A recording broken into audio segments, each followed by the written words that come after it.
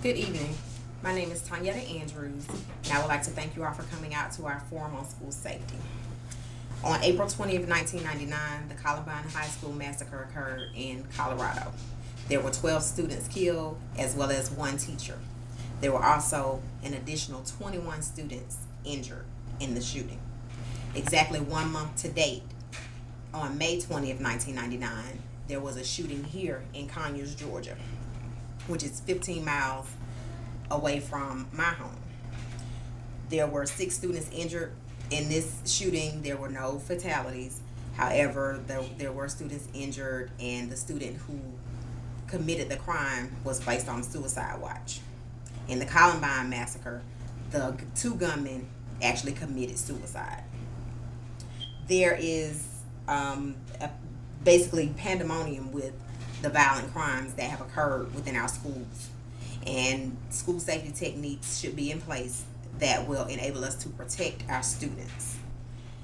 There are some techniques that could be in place, and that would be periodic locker searches. If students are aware that their lockers will be searched periodically, they would be less likely to have illegal contraband or weapons or anything of that type in their lockers. There could also be the regulation of school book bags. If students are only allowed to carry mesh book bags or clear book bags, it would enable the school officials to monitor the contents of the bags.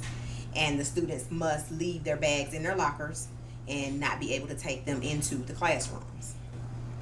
School safety officers are also another resource that would enable the schools to implement effective techniques.